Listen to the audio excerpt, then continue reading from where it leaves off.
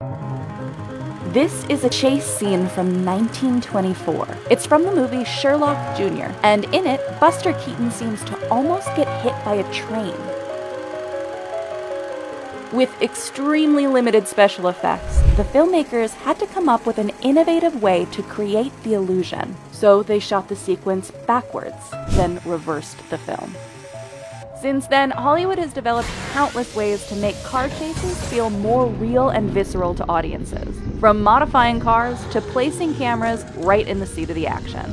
And without each of these innovations, we wouldn't have gotten to the ultimate spectacle that is the Fast and Furious franchise. Let's take a look at how the car chase has evolved over 100 years in Hollywood.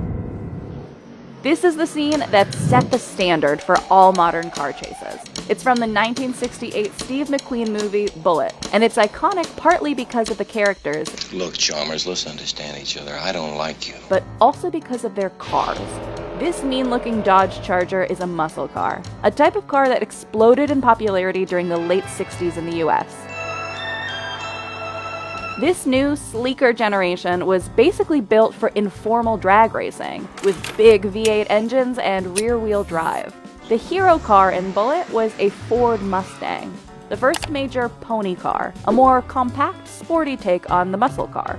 And it's this combination of streamlined design and V8 engines that made these cars powerful and maneuverable enough to pull off daring stunts, like racing through the hills of San Francisco at 110 miles per hour.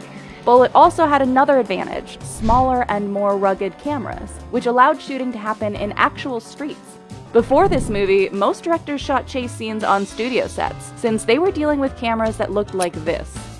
To fill in the backdrop, filmmakers would use rear projection, where you project a moving image onto a screen behind the actor. Like in this chase scene from the first Bond movie, Dr. No, where Sean Connery's steering doesn't seem to match the movement of his convertible. Bullitt was one of the first big Hollywood movies to rely on the lighter Arriflex 35-2 camera, so the crew could shoot entirely on location, and also take audiences inside the cars. They mounted cameras on the hoods, sides, and interiors of each vehicle, so viewers could feel every bump and lurch. This dynamic camera style was most famously used in the chase from the movie The French Connection. The filmmakers mounted cameras on the hood, front bumper, and dashboard of Gene Hackman's Pontiac. These multiple angles, along with handheld camera work from the back seat of the car, showed all the action from the driver's perspective. The result makes that Bond chase look like a casual spin. But higher stakes car chases can also be more dangerous. The French Connection chase was filmed on uncleared streets in New York without permits, among other drivers and passers-by. These barely avoided collisions, they happened for real. And this crash was entirely unplanned. At the wheel of the white Ford was a civilian driver who was uninvolved in the shoot. All this happened even with actors sometimes driving slower than what you see on film, a standard trick used to reduce risk. See how some cars' exhaust pipes are blowing smoke faster than normal? That's because filmmakers on French Connection used a technique known as undercranking, where they filmed some of the scene at a lowered frame rate. Capturing fewer frames makes movement look faster, basically the opposite of slow motion. You can also see this in Vanishing Point, released the same year. Barry Newman's character bets he can drive his Dodge Challenger from Denver to San Francisco in 15 hours. That'd require a constant pace of some 80 miles an hour, but in many sequences like this hot race with a Jaguar, the actors were only driving at 50. So the filmmakers created the illusion of speed by undercranking the camera to half its normal frame rate, making the cars look like they're flying. Undercranking is still used today, most notably in the 2015 movie Mad Max Fury Road. But heavy undercranking works best for settings that don't have a lot of people moving around. Mad Max and Vanishing Point were perfect fits, with scenes that take place in the desert. In scenes that have lots of pedestrians, the effect can make human movement look jerky and fake, like what you see in old silent comedies. So city chase scenes can only use the technique sparingly. The Paris chase in the 1998 thriller Ronin, where Robert De Niro's Peugeot pursues a BMW, didn't use undercranking at all. To actually drive at these daredevil speeds, you pretty much always need a stunt driver. So the filmmakers have to find ways to make it look like the actor, not the stunt driver, is controlling the car. In Ronin, they had right-hand drive cars fitted with fake left-side steering wheels. The actor, in this case Robert De Niro, would pretend to drive for the close-ups, while the stunt driver to their right did all the actual maneuvering on a steering wheel positioned out of shot. But having the stunt performer in the other seat limits the angles you can shoot. And what if the stunt driver can't be in the vehicle at all? The solution came from a movie with exactly 0 car chases: Seabiscuit. The stunt team on that movie built a special rig for filming horse race scenes. Eventually, that rig evolved into a smaller, more versatile version designed specifically for filming car chases. Known as the Biscuit, it's basically a vehicle that you can put other vehicles on, one that can be reassembled into different configurations, like a giant Lego truck.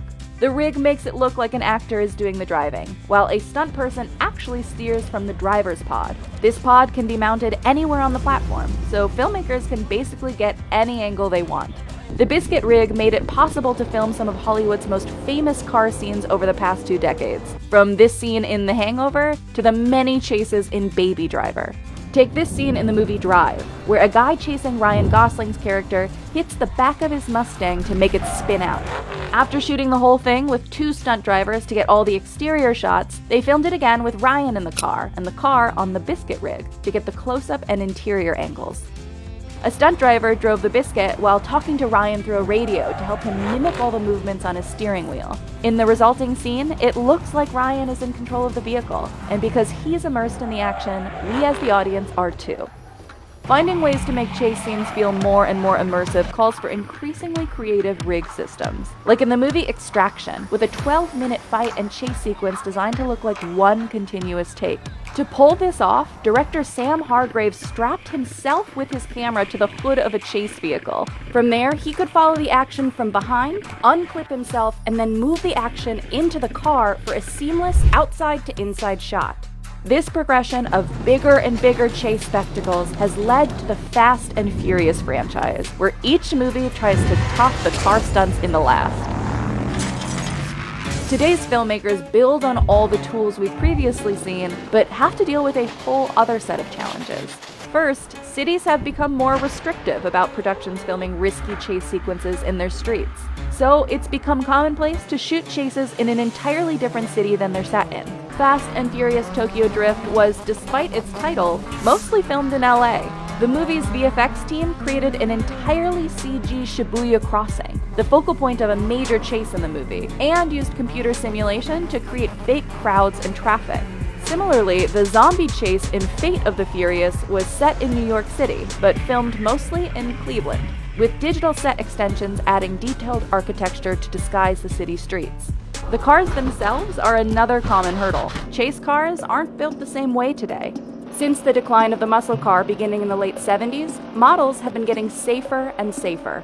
Today's cars have onboard computers that make them shut down if they start to drift or do a power slide or J-turn. Basically all moves that would be dangerous for your average driver, but make up the basic ingredients of a Hollywood chase scene. Black Panther's filmmakers ran into this problem when filming the Busan chase scene. They had to have Lexus send them a computer programmer to tweak the car's computer systems on set, overriding the many safety features. This happened on Baby Driver too. The team had to fly in a technician from Germany to make the Mercedes-Benz slide around and crash through a fence without shutting down. This customization goes beyond computer programs.